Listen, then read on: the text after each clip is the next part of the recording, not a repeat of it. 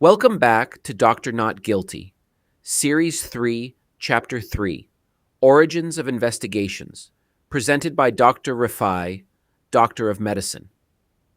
In this extended chapter, we explore how ordinary medical practices and personal life journeys intersect with the vast, terrifying machinery of government investigations, healthcare fraud enforcement, and legal adversity.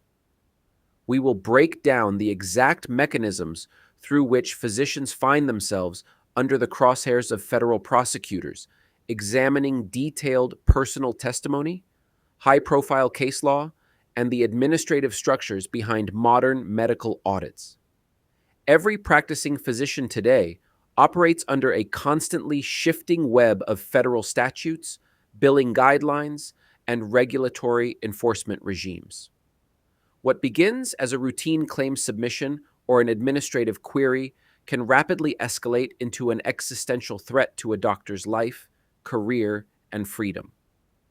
Through this chapter, we aim to pull back the curtain on how these investigations originate, how evidence is gathered, and how medical professionals can navigate the treacherous legal landscape when targeted by state or federal authorities. The sun always seemed to shine on Amal Elementary School in my early memory, where from kindergarten through 8th grade, I earned high marks while my devoted parents offered quiet encouragement. I grew up in an environment that deeply valued education, discipline, and intellectual curiosity. My father and mother instilled in me a deep respect for learning and service to others, viewing scholarship not merely as a career path, but as a moral duty. Yet beyond the school gates, political tension was simmering across Syria by 1987, making conversations behind closed doors grow guarded and anxious. Families felt the weight of authoritarian oversight, and long-term stability for young scholars became increasingly uncertain in a country fraught with sudden shifts in governance, civil restrictions, and unpredictable security measures. In every neighborhood, people learned to speak softly, mindful of who might be listening, as political volatility created a climate of constant apprehension. Sensing the gathering storm and wanting to secure a safe and promising future for my education, my parents made the courageous and life-changing choice to send me ahead to the United States alone. At just 14 years old, clutching my childhood Arabic, holding tight to my core values, and knowing barely a word of English, I boarded a flight to Texas to live with my uncle, Dr. Asad Sergi, a respected surgeon in Bay City. Arriving in a foreign land as a young teenager without my immediate family was a humbling experience that forced me to develop resilience very early in life. Bay City, Texas, was worlds away from the streets of Aleppo. The language, the culture, the climate, and the social dynamics were completely foreign. Yet, standing in my uncle's home, surrounded by medical textbooks and the quiet dignity of his clinical work, I realized that this sacrifice was my opportunity to pursue excellence and build a meaningful life in medicine. That transition into a foreign environment was harsh and intimidating, but my cousin Allie, 5 years younger, became my anchor and constant companion. Through shared games, endless conversations, mutual reading, and helping each other with daily homework, the English language slowly settled into my tongue. We spent countless hours going over vocabulary lists, watching American television programs, and reading aloud to perfect my pronunciation and comprehension. Within a single year of immersive practice, determination, and intense study, I became completely fluent in English, adapting quickly to American schooling and setting a foundation for my future academic endeavors in medicine. This early experience taught me that no barrier is insurmountable when approached with unrelenting focus and discipline, a lesson that would serve as my bedrock decades later when facing trial in a federal courtroom. Though Ali eventually pursued a career as a dentist in Dallas, and we remain close to this day, my own path led me back to Aleppo to attend the prestigious Aleppo American College. It was during this intense academic period that my body suddenly began to betray me, bringing severe fatigue, systemic shakiness, muscle weakness, and alarming weight loss that left me physically exhausted. Day after day, despite sleeping for hours, I would wake up feeling completely drained. My heart would race at rest, pounding against my ribs like a trapped bird, and my hands trembled so severely that holding a pen or a glass of water became a daily struggle. I was forced to confront severe physical vulnerability just as I was pushing myself hardest academically, struggling to keep pace with rigorous coursework while my body was fighting an invisible internal battle. My face grew gaunt, my metabolic system went into overdrive, and my eyes bulged from my skull in a dramatic physiological crisis known as exophthalmos. Local physicians initially suspected thyroid cancer linked to radioactive fallout from the 1986 Chernobyl nuclear disaster, which had sent radioactive plumes across parts of Europe and the Middle East, creating immense anxiety for my family. The prospect of a malignant, radiation-induced tumor at such a young age was terrifying. However, comprehensive medical evaluation and specialized laboratory testing eventually confirmed a diagnosis of severe Graves' disease, an autoimmune disorder that required intensive medical treatment, beta blockers, and specialized anti-thyroid therapies. This experience forced me to personally experience the vulnerable perspective of a patient facing a life-altering illness, instilling in me an empathetic clinical understanding that forever shaped my practice as a physician. Despite cruel mocking from classmates who did not understand my altered appearance or the physical toll of Graves' disease, I stayed focused on my passion for medical science. I refused to let physical limitations or social stigma define my path. I found invaluable mentorship under Dr. Lester Van Middlesworth at the University of Tennessee Health Science Center, a world-renowned expert who guided my understanding of endocrinology, thyroid pathophysiology, and clinical research methodologies. Under his patient guidance, I learned how to analyze complex medical data, formulate clinical hypotheses, and appreciate the rigorous scientific discipline required for modern medical practice. I persevered through physical hardship and academic pressure, soaring academically to graduate near the top of my class and proving to myself that deep adversity could spark profound personal and professional transformation. Decades later, on Friday, May 3rd, 2024, that same inner resilience was tested within courtroom walls as the federal prosecution prepared to present its key witness, registered nurse Noreen Thomas. The atmosphere in the courtroom was thick with tension, the culmination of years of federal investigation, administrative raids, and media scrutiny. As lead prosecutor, Joan Burns prepared to deliver what she believed would be a decisive blow to my defense, presenting expert testimony intended to systematically dismantle my career and reputation. I sat at the counsel table and silently recited verse 36:9 from the Quran, asking for divine protection, clarity of mind, and justice in the face of overwhelming state power. Standing before the full authority of the United States Department of Justice is a humbling and terrifying position for any doctor, requiring absolute faith, composed discipline, and unwavering trust in the truth. Unexpected chaos erupted in the courtroom when Prosecutor Burns received an urgent call regarding a home break-in attempt, causing a sudden pause in proceedings as security and court personnel reacted to the distraction. Despite the dramatic disruption, Ms. Thomas eventually took the stand as the government expert auditor to claim 100% fraudulent billing across my medical practice, arguing that virtually every encounter reviewed failed to meet statutory guidelines. However, my defense attorney, Paul Hetznecker, systematically began unraveling her methodologies during cross-examination. With surgical precision, he questioned her background, her analytical protocols, and the specific evidentiary foundations of her audit, demonstrating to the judge and jury that her sweeping conclusions were built on fundamental errors, missing records, and biased enforcement assumptions rather than objective medical evaluation. Under rigorous cross-examination, Ms. Thomas was forced to admit under oath that her audit calculations were missing key medical records, progress notes, and patient charts that had been provided to the government but omitted from her review. She conceded that without those crucial documents, her base conclusions and the official government report itself were fundamentally inaccurate, incomplete, and incapable of supporting the severe criminal allegations leveled against my medical practice.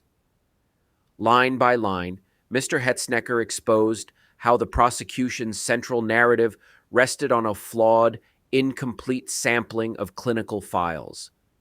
The courtroom watched as the government's flagship witness acknowledged that her claim of universal fraud was mathematically and factually unsustainable when measured against the complete patient records. She further conceded under direct questioning that the flawed document failed her own professional standards of auditing integrity and failed to follow recognized industry protocols for healthcare reviews.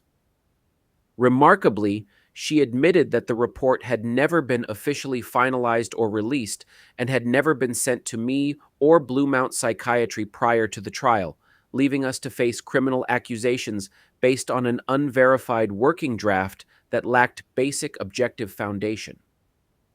This revelation struck at the very heart of the government's prosecution, exposing a systemic failure in the pretrial investigative process where unverified preliminary findings were treated as definitive criminal proof, depriving a physician of due process and basic administrative fairness. With the primary government expert effectively disowning her own investigative work on the witness stand, the prosecution attempted to pivot on Monday, May 6, 2024, by calling Candace Reagan to allege fraudulent billing on November 23, 2017. They attempted to present specific billing entries as proof of intentional misrepresentation and phantom billing. However, my attorney quickly moved to present undeniable documentary evidence showing that November 23, 2017 was Thanksgiving Day, exposing to the jury an obvious clerical impossibility in the government charge sheet. The defense established that no patient visits were conducted or billed for that date, demonstrating that the prosecution's claims were based on misread administrative codes rather than actual improper patient encounters. Because all medical offices, administrative facilities, and nursing homes were closed on Thanksgiving Day, the government allegations completely crumbled under factual scrutiny. The jury observed how automated data mining software can misinterpret electronic billing dates, transforming innocent scheduling codes or retroactive entry logs into accusations of criminal fraud. On May 9, 2024, after brief deliberation, the jury returned a verdict of not guilty on all counts in just a couple of hours, bringing a total exoneration and reflecting a profound sense of relief and divine mercy that has guided my entire life journey. The jury's swift verdict was a resounding rejection of speculative audits and overreaching enforcement tactics, vindicating my clinical dedication and restoring my legal standing. This intense personal struggle reflects a broader, systemic reality facing modern American medicine, clearly illustrated by the tragic case of Dr. Richard Paulus. On March 5, 2020, inside Beckley Federal Correctional Institution, as early pandemic news broke across the nation, 72-year-old former interventional cardiologist Dr. Paulus was serving a 60-month prison sentence for alleged healthcare fraud tied to cardiac stent procedures he performed to save lives. Dr. Paulus had devoted over 4 decades to pioneering advanced cardiovascular procedures, saving thousands of patients who faced acute coronary conditions.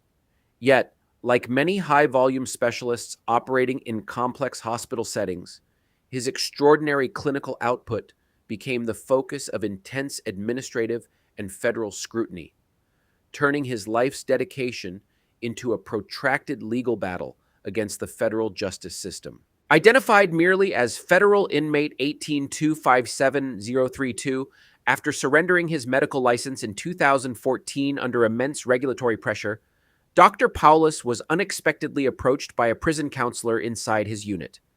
The counselor handed him an official court document and informed him that his federal criminal conviction had been completely vacated by the appellate courts, setting off an unbelievable turn in his legal battle. For years, Dr. Paulus had lived behind bars as a convicted felon, stripped of his medical credentials, his freedom, and his public reputation. The sudden news that the appellate court had struck down his conviction came as a dramatic moment of vindication, revealing the deep flaws in how his original trial was conducted and how evidence was evaluated. The Sixth Circuit Court of Appeals had overturned his conviction due to critical judicial errors, prosecutorial overreach, and suppressed evidence that should have been disclosed during his initial trial. This decision allowed him to immediately leave prison and return home to Ashland, Kentucky, where he had dedicated decades of his life transforming the heart and vascular program at King's Daughters Medical Center into one of the top cardiac care units in the region since 1992. Dr. Paulus had built a reputation as a tireless, highly skilled practitioner who treated the most difficult cardiac cases, often working late into the night, performing complex angioplasties and stent placements. His work had elevated the regional hospital into a premier cardiac center, drawing patients from across multiple states. Between 2008 and 2011, Dr. Paulus earned an average of $2.6 million annually due to his extraordinarily high clinical volume, while the hospital center billed over $1 billion for overall cardiovascular services during that same period. This massive financial success and high procedural volume attracted an anonymous tip to the Office of Inspector General, sparking a multi-year federal audit, aggressive licensing complaints, and intense scrutiny from rival physicians in the region. In the world of federal healthcare enforcement, extreme clinical volume and high reimbursement numbers automatically trigger automated statistical flags. Investigators often treat high volume as an inherent indicator of fraudulent activity, assuming that no physician could legitimately treat that many patients without cutting corners or performing unnecessary medical procedures. Hoping to protect his family and close a painful administrative chapter, Dr. Paulus voluntarily surrendered his medical license in November 2014, believing that relinquishing his right to practice would satisfy regulatory authorities and end the grueling investigation. What he did not know at the time was that his hospital had simultaneously entered secret negotiations with the government, settling false claims, allegations for $41 million without admitting wrongdoing. By settling, the hospital insulated itself from corporate prosecution while leaving Dr. Paulus completely isolated and vulnerable to individual federal criminal indictment.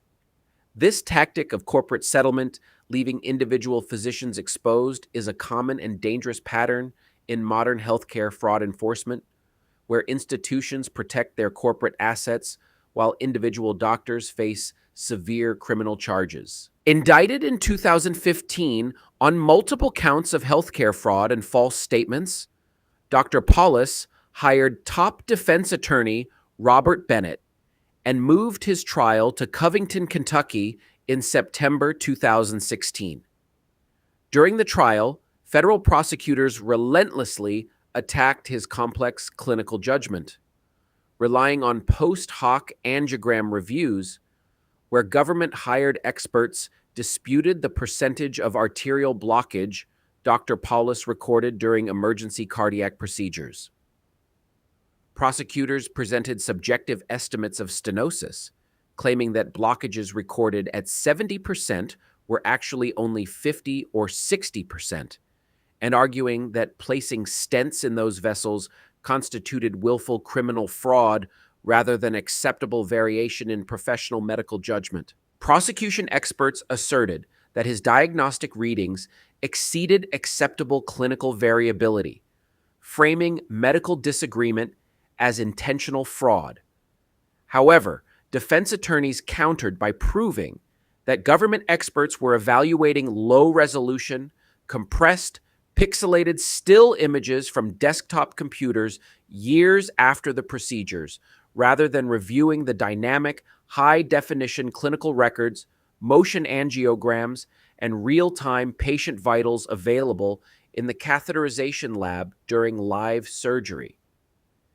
The defense demonstrated that measuring coronary stenosis is inherently subject to inter-observer variability, where two highly qualified cardiologists looking at the same artery can reasonably differ by 10 to 20% in their estimation of blockage based on visual perspective and vessel motion. Dozens of former patients took the stand to testify about the life-changing relief and life-saving care they received under Dr. Paulus, describing how his intervention restored their quality of life and resolved severe chest pain. Despite this powerful clinical testimony and defense evidence showing legitimate patient care, the confused jury convicted him on 5 counts of healthcare fraud. Recognizing a profound miscarriage of justice, District Judge David Bunning took the rare step of granting a post-verdict motion for acquittal in March 2017, ruling that the government failed to prove fraudulent intent and that honest medical disagreement cannot form the basis of a criminal fraud conviction. The Sixth Circuit Court of Appeals initially reinstated the conviction in June 2018 on procedural grounds, forcing Dr. Paulus to enter prison while his appeals continued. However, subsequent defense disclosures exposed that prosecutors and hospital lawyers had held secret ex parte communications while withholding a critical internal peer review showing that over 93% of Dr. Paulus's procedures were entirely clinically justified, with only 7% subject to minor technical debate. This hidden document proved that independent medical reviewers had found his overall clinical practice to be well within accepted standards of cardiovascular care, directly contradicting the prosecution's central trial claim that he was performing widespread unnecessary procedures. Citing these egregious Brady violations and administrative misconduct, the appellate court officially vacated his conviction, clearing his record and ordering a new trial. This led to a second trial in November 2023, represented by attorney Hilary Locicero, which resulted in a deadlocked jury mistrial, followed by a formal move by the Department of Justice to dismiss all criminal charges in January 2024, ending a devastating 16-year legal ordeal for the cardiologist. Dr. Paulus was fully exonerated, but the 16 years of litigation, incarceration, and public scrutiny exacted an unimaginable toll on his health, career, and personal life, serving as a stark warning to all medical professionals about the dangers of overzealous healthcare prosecution. The harrowing saga of Dr. Paulus highlights the deep legal minefield surrounding modern healthcare fraud enforcement. In an environment where medical decision-making is reanalyzed through regulatory spreadsheets, billing algorithms, and retrospective expert opinions, physicians face immense legal risk when subjective medical judgment is criminalized. What one doctor considers necessary treatment based on bedside evaluation, a government auditor sitting in an office years later might classify as medically unnecessary. Navigating these complex waters requires highly specialized criminal defense counsel deeply familiar with federal administrative machinery, statutory frameworks like the False Claims Act and the Anti-Kickback Statute, and nuanced clinical standards. Federal agencies, including the Department of Justice, the Office of Inspector General for Health and Human Services, and the Drug Enforcement Administration, deploy 9 regional healthcare fraud strike forces across the United States. These specialized strike forces leverage sophisticated data mining analytics, machine learning algorithms, and predictive artificial intelligence to monitor billing spikes, procedural volume, and prescribing patterns across regions. The moment a physician's billing numbers diverge from regional averages or national statistical baselines, automated flags are generated. That is why early legal intervention is absolutely critical the moment an audit, subpoena, or informal administrative inquiry begins, preventing routine inquiries from cascading into formal criminal investigations. Early legal intervention can successfully contain administrative investigations before they escalate into grand jury indictments, search warrants, or public arrests. We see this in cases like that of Dr. Yasin Khan, where initial inquiries stemmed from anonymous hotline complaints submitted to Medicare integrity contractors such as Safeguard Services.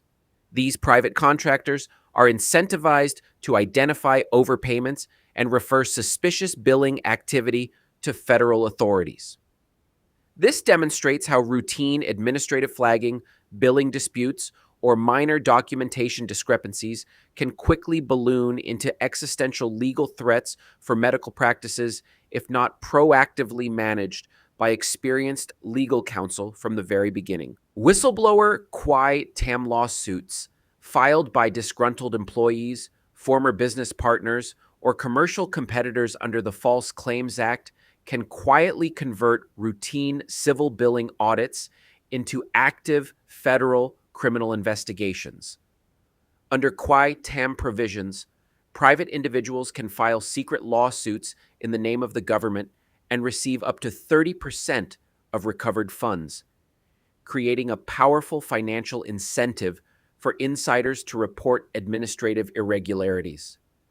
This exact shift occurred during my own 2017 audit, which was secretly redirected from civil review to criminal investigators without prior notice, showing how easily civil regulatory tools and administrative oversight can be weaponized against practicing physicians. When federal agents execute search warrants at a clinic, arriving unexpectedly with armed officers and imaging equipment, pre-established practice protocols are essential to manage staff responses, protect patient privacy, and preserve constitutional rights under the Fourth and Fifth Amendments. Practice staff must be trained never to obstruct officers, but also to understand that employees have the right to speak with legal counsel before answering investigative questions. Every modern medical practice must maintain clear, updated, written compliance programs, perform regular external audits, and document clinical rationales to demonstrate good faith and counter any claims of intentional wrongdoing or reckless disregard. The Office of Inspector General outlines 7 essential elements for effective healthcare compliance programs. These include establishing written policies and standards, designating a dedicated compliance officer, conducting effective training and education, maintaining open lines of communication, performing regular internal auditing and monitoring, enforcing disciplinary standards through publicized guidelines, and responding promptly to detected offenses with corrective action. Implementing these 7 elements provides crucial structural protection under federal sentencing guidelines, helping establish the vital legal boundary between simple human billing errors and willful intentional criminal fraud. While some physicians like Dr. Yasin Khan managed to resolve complex billing disputes through civil settlements and structured corporate integrity agreements that preserved their clinical practices, others like Dr. Feng Chin were subjected to aggressive, simultaneous parallel civil and criminal prosecutions that threatened their liberty and medical licensure.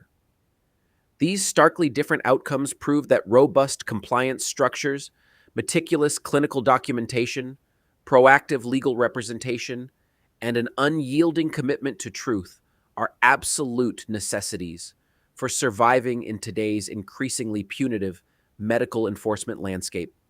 Thank you for listening to Chapter 3 of Dr. Not Guilty, and remember that vigilance and documentation is your strongest defense.